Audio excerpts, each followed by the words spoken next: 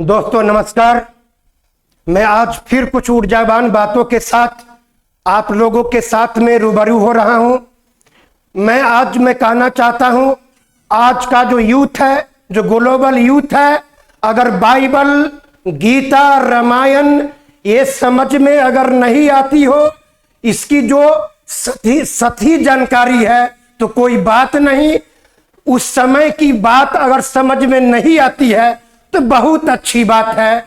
आज मैं कहानी सुनाने जा रहा हूं इलॉन मस्क के बारे में। इलॉन मस्क का जन्म 28 जून 1971 को प्रिटोरिया, साउथ अफ्रीका में हुआ था। इलॉन मस्क के बारे में कहा जाता है, मैं सबसे पहले उनका जो प्रोफाइल है बता दूं, वो आज दुनिया के सबसे बड़े क्रांतिकारी, सबसे ग्लोब जो फोर्ब्स मैगजीन है उसके अकॉर्डिंग दुनिया के सबसे क्रांतिकारी, सबसे पावरफुल ब्रेन उसको कहा गया है। ये इलॉन मस्क की बचपन में 9 साल के उम्र से ही उनके पेरेंट्स विस्मित थे, क्योंकि जब वो बात करते थे तो अपने पेरेंट्स का बात नहीं सुन पाते थे, क्योंकि अपने बातों में ही बात करते करते अपनी बातों में इतना मगन हो जाते थे, अपनी सोच में इतना खो जाते थे, अपने बात में इतना फोकस हो जाते थे, उनके बगल में कोई बोलता था भी तो वो नहीं सुन पाते थे। इनको पेरेंट्स को लगता कान में दिक्कत है, तो उन्होंने कान का ऑपरेशन भी करवाया, लेकिन कोई चेंजिंग नहीं। बाद में मालूम हुआ कि कान में दिक्कत नहीं है, अपने काम में इतना फोकस्ड है कि यह अपने काम में फोकस होने के कारण आसपास के बातों को नहीं सुन पाता है। इलॉन मस्क ऐसा व्यक्ति जिसकी पढ़ाई बहुत ज्यादा नहीं हुआ, बिल गेट्स के तरह वह भी ड्रॉप आउट थे।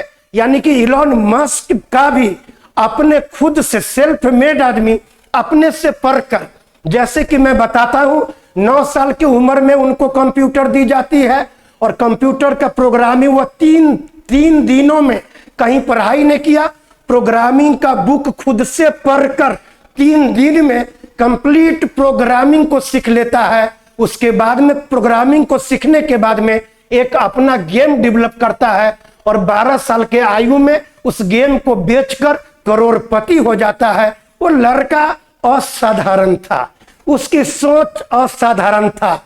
वह हमेशा सोचता था कि सबसे ऊपर कोई कंपटीशन नहीं है, जितना नीचे आओगे उतना ज्यादा कंपटीशन है। वो लड़का हमेशा अनपैरेलल सोचा।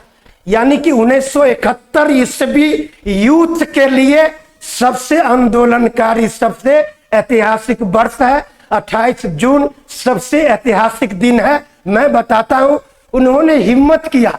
एक बार बैंक में गए तो बैंक में जाने में उनको क्यू में लगना पड़ा, तो उन्होंने सोचा कि क्यू में क्यों लगे हैं, तो उनके दिमाग में सोच आया कि ऐसा क्यों ना हो कि पैसा खुद ब खुद ट्रांसफर हो जाए। तो पेपल नाम से कंपनी को उन्होंने स्थापित किया और मेल के माध्यम से पैसा को ट्रांसफर करने का उन्होंने एक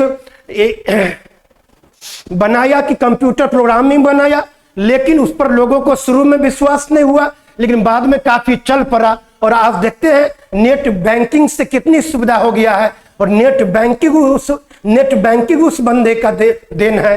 पेपल के बारे में सुने होइएगा, आपको आश्चर्य होगा। उन्होंने सोचा कि तेल की खपत होती है, ईंधन 2000-3000 वर्षों में तेल का सोर्स समाप्त हो जाएगा, तो उन्होंने सोचा कि बिना ईंधन का गाड़ी कैसे चलेगा, ये ड्राइवरलेस कार कैसे होगा। उन्होंने ये सोचा और टेस्ला नाम की जो कार कंपनी है उसके साथ में समझौता किया और कार का निर्माण करके दिखा दिया। उन्होंने ये सोचा कि आदमी को यहाँ पर, पृथ्वी के आदमी को मंगल ग्रह का मैं सैर करवाऊं, यानी सस्ते में ये एफोर्डेबल हो, मैं मंगल ग्रह पर आदमी को ले जाऊं।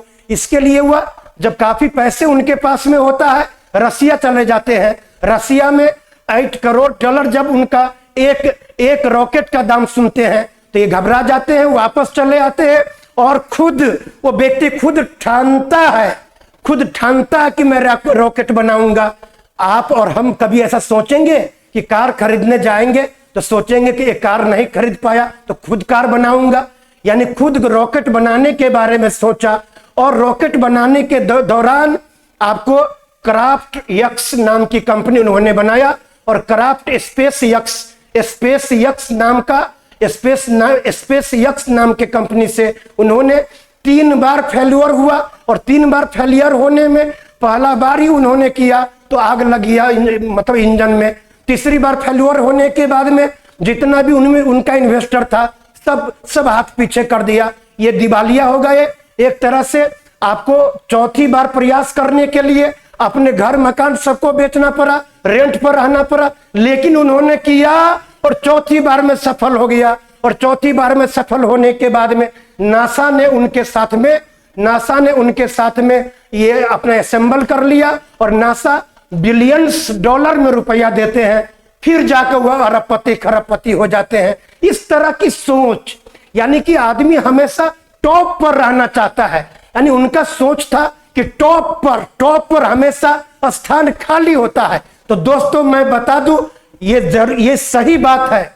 आज दुनिया के सबसे क्रांतिकारी व्यक्ति जैसे भगत सिंह का आप नाम लेते हैं, तो भगत सिंह ने संसद भवन में बम इसलिए नहीं फेंका कि किसी आदमी को मारेंगे, उन्होंने बम इसलिए फेंका, वह संसद को जगाने के लिए नहीं, पूरे देश को जगाने के लिए बम फेंका।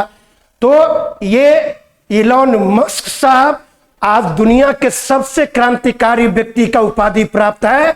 और मैं युवाओं को कहता हूं, अब बाइबल पढ़ो न पढ़ो, रामायण पढ़ो न पढ़ो, गीता पढ़ो न पढ़ो, लेकिन आप एक बार इलॉन मस्क को जरूर पढ़ो। आपको ये मालूम हो जाएगा, इंसान अगर जिद कर ले और उस जिद को पूरा करने के लिए कहीं जाती है कि वह किताब पढ़ते थे रॉकेट बनाने के लिए, कहीं रॉकेट साइंस उन्होंने पढ़ाई नहीं किया, किताब के माध्यम से पढ़ कर रॉकेट बनाना सीखा। यानी किताब में इतनी बातें हैं, किताब को लगन से पढ़ते हैं तो आप कुछ भी कर सकते हैं। यानी कहने का मतलब है कि आप कोई भी जिद कर ले और उसको पाने के लिए सब कुछ न्यौछावर कर दे, तो वो चीज आपके कदमों में होता है।